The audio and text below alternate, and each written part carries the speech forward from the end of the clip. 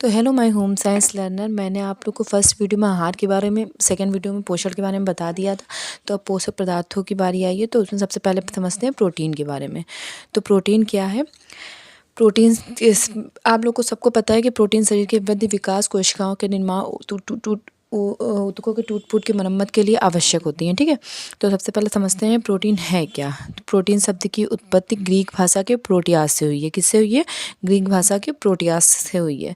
इसकी खोज J.S. Berzelius ने की थी। तो प्रोटीन जो है वो कार्बन, हाइड्रोजन, ऑक्सीजन और नाइट्रोजन से मिलकर बनता है। इसके अतिरिक्त इसमें फास्फोरस, जिसका परसेंटेज होता है 5% और सल्फर 4% होता है।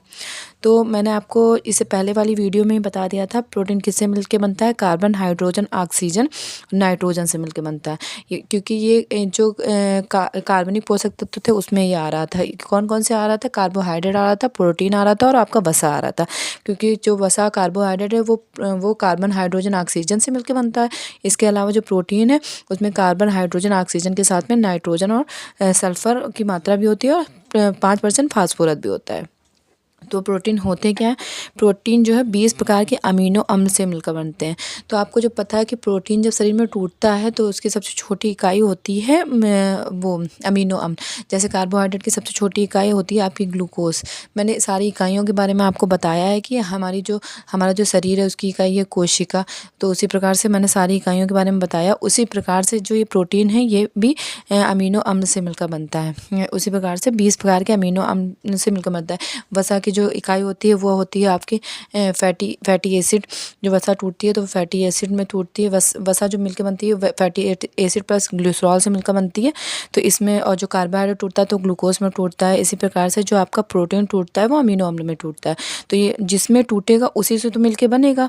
तो प्रोटीन हमारा 20 प्रकार के अमीनो अम्ल से मिलकर बनता है। तो इससे क्या होता है? इससे ये जो है इनमें हमारे शरीर की कोशिकाओं में कुछ जो प्रोटीन होते हैं हमारे शरीर की कोशिकाओं में स्वतः निर्मित होते हैं और कुछ को भोजन से प्राप्त करना पड़ता है। तो वो कौन कौन से हैं वो हम अभी आगे आपको दिखाएंगे। तो इस आधार पे कुछ जो है हमारे शरीर की कोशिकाओं से स्वतः निर्मित हो जाते हैं। कुछ अमीनो एसिड ऐसे होते हैं जो शरीर में खुद ही निर्मित होते हैं और कुछ अमीनो एसिड ऐसे होते हैं जिनको भोजन के माध्यम से लेना पड़ता है। तो इस आधार पर जो हमारे अमीनो अम्ल होते हैं उनको हम अमीनो अम्ल जो बोलिए या अमीनो इंग्लिश में अमीनो एसिड हो गया। तो इनको दो भागों में बांटा गया। कौन कौन से भाग? एक हो गया आपका आवश्यक अमीनो अम्ल, दूसरा हो गया आपका अनावश्यक अमीनो अम्ल। तो आवश्यक अमीनो अम्ल क्या है और अनावश्यक अमीनो अम्ल क्या? ये जो अनावश्यक अमीनो अम्ल है इसको गैर आवश्यक अमीनो अम्ल भी बोलते हैं। तो ये अनावश्यक लिख गया है, इसका मतलब ये नहीं है कि ये हमारे शरीर के लिए आवश्यक नहीं है। आवश्यक दोनों है। इसको देखिए बहुत अच्छे से समझते हैं क्योंकि इस वाले मैटर में सभी को बहुत अधिक कन्फ्यूज़न हो जाता है। तो आवश्यक अमीनो अम्ल का अर्थ ये है कि ये जो है हमारे शरीर में बनते नहीं हैं। ठीक है, ये जो हमने अभी बताया कि कुछ अमीनो अम्ल शरीर स्वतः निर्मित कर लेता है और कुछ अमीनो अम्लों को निर्मित नहीं करता है। तो ये जो आवश्यक अमीनो अम्ल है ये हमारे शरीर में बनते नहीं हैं। इनको क्या करना पड़ता है? इनको हमें भोजन के माध्यम से लेना पड़ता है। इन्हें हम बाहर से ले रहे हैं, इस वजह से इनको आवश्यक अमीनो अम्ल बोला गया है। क्यों बोला गया? क्योंकि इनको हम भोजन के माध्यम से बाहर से ले रहे हैं। क्यों बाहर से ले रहे हैं? क्योंकि इनका निर्माण शरीर में नहीं हो रहा है। इसके अलावा अब देखिए अनावश्यक अमीनो अम्ल, तो ये अनावश्यक लिख दिया गया। इसका अर्थ ये नहीं कि हमारे शरीर के लिए आवश्यक नहीं है। शरीर के लिए बहुत ही आवश्यक है, लेकिन ये हमारे शरीर में स्वतः निर्मित हो जा रहे हैं, इसीलिए इन्हें अनावश्यक या गैर आवश्यक भी बोला गया है। ये हमारे शरीर में स्वतः निर्मित हो रहे हैं। चलिए यहाँ पे लिख देते हैं। आवश्यक अमीनो अम्ल है, इनको बाहर से लेना पड़ता है भोजन के माध्यम से। भोजन के माध्यम से इनको लेना पड़ता है। अनावश्यक अमीनो जो अम्ल हैं ये स्वतः निर्मित होते हैं। कहाँ पे? शरीर में स्वतः निर्मित होते हैं। ठीक है, तो ये दोनों ही आवश्यक है। आवश्यक अमीनो अम्ल भी बहुत आवश्यक है, अनावश्यक अमीनो अम्ल भी बहुत आवश्यक है। लेकिन जो ये आवश्यक अमीनो अम्ल हैं जो शरीर में बन नहीं रहे हैं उन्हें भोजन के माध्यम से लेना पड़ रहा है, और जो आपके अनावश्यक अमीनो अम्ल हैं ये हमारे शरीर में स्वतः निर्मित हो रहे हैं। ठीक है, अब चलिए देखते हैं आवश्यक अमीनो अम्ल। इनका निर्माण जो है हमारे शरीर में नहीं होता। हाँ, आई होप आप लोग को सही दिखाई दे रहा होगा। इनका निर्माण हमारे शरीर में नहीं होता है, किंतु यह शरीर की वृद्धि के लिए अत्यंत आवश्यक होते हैं। अतः इन्हें आहार से लेना पड़ता है। देखिए मैंने अभी इससे पहले यही बात बताई थी कि जो आवश्यक अमीनो अम्ल हैं तो उनको जो है उनकी हमें शरीर में आवश्यकता बहुत होती है, लेकिन वो शरीर में बनते नहीं, इसलिए हमें बाहर से लेना पड़ता है, इसलिए उन्हें आवश्यक बोला गया। ठीक है, ये कौन से हैं? ये आपके 10 हैं। ठीक है, ये 10 कौन से हैं? इसको एक क्रम में याद करिएगा तो बहुत आसानी से याद हो जाएगा। जैसे ऐसे पढ़िएगा: ल्यूसीन, आइसोल्यूसीन, लाइसिन। ये ला ला के शब्द के तीनों पास में है, तो इसको साथ में क्रम से पढ़िएगा।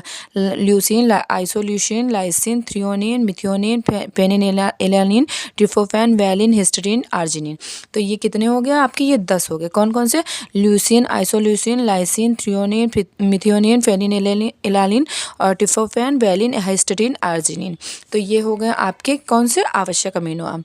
आवश्यक इसलिए है क्योंकि भोजन के माध्यम से लेना पड़ रहा है और ये शरीर में निर्मित नहीं हो रहे हैं। उसके बाद में अनावश्यक अमीनो एसिड, इसको अनावश्यक अमीनो एसिड भी बोलते हैं, इसको गैर आवश्यक अमीनो एसिड भी बोलते हैं। तो ये क्या है? ये हमारे भोजन के माध्यम से हमें नहीं मिल रहे हैं, इसलिए ये जो है भोजन के माध्यम से ये जो है आपके क्या हो रहा है? ये शरीर में स्वतः निर्मित हो रहे हैं, इनको बाहर से लेना नहीं पड़ रहा है। इसमें कौन से आता है? इसमें आता है एलेलिन, स्प्रेगिन, स्पार्टिक अम्ल, सिस्टीन, ग्लूटामाइन, ग्लूटामिक अम्ल भी बोलते हैं, ग्लूटामिक एसिड भी बोलते हैं, ग्लाइसिन, उसके बाद प्रोलाइन, सेरीन, टायरोसिन। तो जो आपका फिर से एक बार देखिए, इसमें है ज़्यादातर पूछता है आपके आवश्यक अमीनो अम्ल में से। इसमें है आपके एलेनिन, स्प्रेगिन, स्पार्टिक अम्ल, सिस्टीन, ग्लूटामाइन, ग्लूटामिक अम्ल, ग्लाइसिन और आपका, आई होप आप लोग को सही से नहीं दिख रहा था, अब दिख रहा होगा। और उसके बाद में प्रोलाइन, सेरिन, टायरोसिन। ठीक है, उसके बाद में देखते हैं ये आपने क्या देखा? आवश्यक अमीनो अम्ल और गैर आवश्यक अमीनो अम्ल। अब देखते हैं अर्ध आवश्यक अमीनो एसिड। तो अर्ध आवश्यक अमीनो एसिड वे होते हैं जिन्हें शरीर बना सकता है, लेकिन कुछ विशेष स्थितियाँ, मान लीजिए आपकी कोई चोट लग गई है, कोई बीमारी हो गई है, बहुत लंबे समय से आप किसी बीमारी से जूझ रहे हैं, तो ऐसी स्थिति में जब ये जो है अमीनो एसिड जो है शरीर में बन नहीं पाते हैं। वैसे तो ये क्या होते हैं? ये ऐसे अमीनो एसिड होते हैं जिनको शरीर को स्वतः बना लेता है, लेकिन कुछ विशेष परिस्थितियों में इनका निर्माण शरीर में नहीं हो पाता है, इसीलिए इन्हें अर्ध आवश्यक अमीनो एसिड बोलते हैं। क्योंकि ये जो है अर्ध आवश्यक अमीनो एसिड वो आते हैं आपके आवश्यक अमीनो एसिड की श्रेणी में, आवश्यक अमीनो अम्ल की श्रेणी में। लेकिन होता क्या है कि कुछ विशेष परिस्थितियाँ, जैसे चोट लग गई या किसी विशेष प्रकार का संक्रमण हो गया, ऐसी स्थिति में ये जो है अमीनो अम्ल शरीर के लिए आवश्यक भी बहुत है, तो इनको क्या होता है? इनको फिर बाहर से लेना पड़ता है, इसीलिए इन्हें अर्ध आवश्यक अमीनो एसिड बोला गया है। तो ये कौन से आपके? ये दो हैं, ये हैं आपके मुख्य रूप से ये दो हैं, एक है हिस्टीडीन, दूसरा है आर्जिनिन। तो हिस्टीडीन क्या है? जो हिस्टीडीन नामक अमीनो एसिड होता है, ये बच्चों को इसकी आवश्यकता बहुत अधिक मात्रा में होती है वयस्क लोगों की अपेक्षा, क्योंकि बच्चे जो है बीमारी की स्थिति में बच्चों के शरीर में यह निर्मित नहीं हो पाता है, तब भोजन के माध्यम से इसको देना पड़ता है। बच्चों की इसकी अधिक आवश्यकता होती है वयस्कों की अपेक्षा। उसके बाद में आर्जिनिन। आर्जिनिन तो एक ऐसा अमीनो एसिड है जो बढ़ते हुए बच्चों के लिए अत्यंत आवश्यक है। इसके अतिरिक्त किसी प्रकार की बीमारी हो जाने में, कोई प्रकार का ऑपरेशन होने पर, सर्जरी की स्थिति में या विशेष प्रकार की चोट मोच से उबरने के लिए ये आर्जिनिन नामक अमीनो एसिड बहुत ही आवश्यक होता है।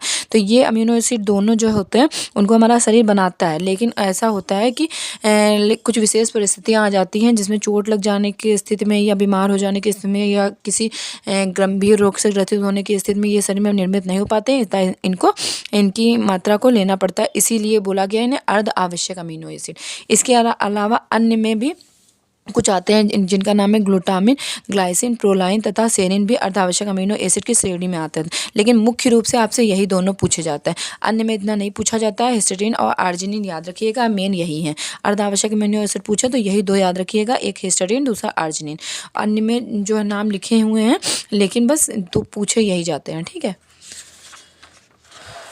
उसके बाद में देखते हैं आगे सल्फर युक्त अमीनो एसिड। तो सल्फर युक्त अमीनो एसिड, सल्फर जो युक्त होता है उसको गंधक अमीनो एसिड भी बोलते हैं। ये आपके कौन से दो हैं? ये आपके दो हैं। ये कौन से हैं आपके? मिथियोनिन और सिस्टीन।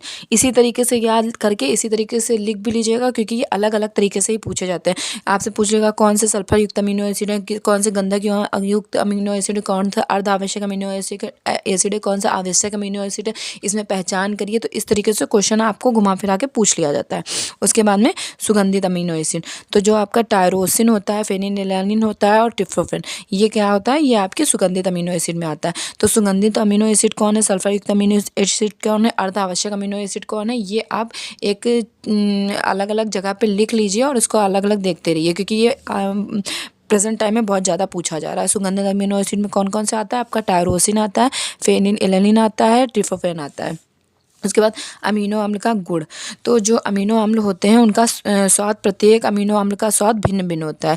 ये नहीं कह सकते कि जितने भी अमीनो एसिड हैं वो एक ही स्वाद के हैं। सभी जो अमीनो